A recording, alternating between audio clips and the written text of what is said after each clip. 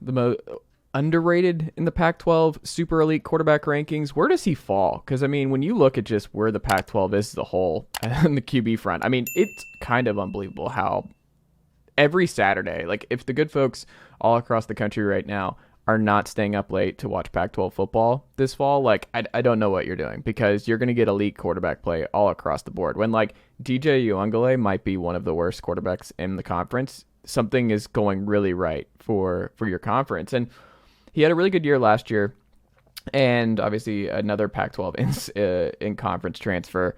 But is it him? Is he still going to be the guy for the full year? Like, where does he also, based on what you've seen, where does he fall in the hierarchy of Pac-12 elite quarterbacks? Yeah, like I want to say he's underrated because I've seen the preseason publications and I think he's low, but I also get it because, like you mentioned, the conference is loaded at quarterback. Yeah. And so it's, I think he's kind of in the middle with the ability to move up a little bit. I definitely don't think he's towards the bottom. He's pretty entrenched as a starter. There's room for him to improve. He's got to be able to cut down on the turnovers where, he had multiple where he's running around for 30 seconds and then he just throws the ball downfield and it's picked off or something like that. And he, that, to his credit, that's something that he's focused on. Jedd Fisch has brought it up a lot.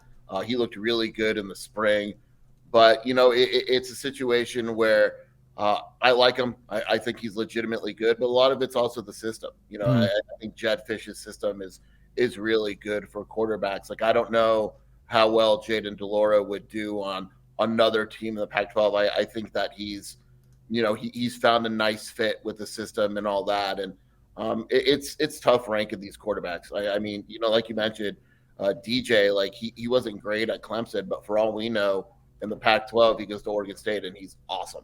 Yeah. And the fact that we don't know that right now, we'd probably have him a little bit lower is kind of crazy to say.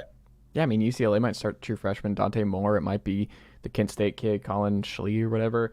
But like Stanford, they always have the surprising random okay quarterback. Like, we'll see if it's going to be a very different situation with Taylor running things. But I don't know. I just feel like you're going to have elite quarterback play all across the board, and I don't know where he falls, but it's somewhere in the middle. I think when you put him in the lower end, I think you're not watching enough Arizona football. And I like their Jacob Cowling, like you talked about, McMillan, there's just a lot of weapons with this Arizona offense that I think a bowl game is actually kind of the low end of what they could be.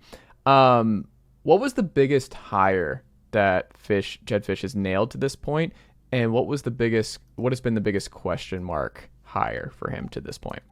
The hire that I like was the most surprising one, and that is Scotty Graham at running backs coach. He had never coached before. He was an admin.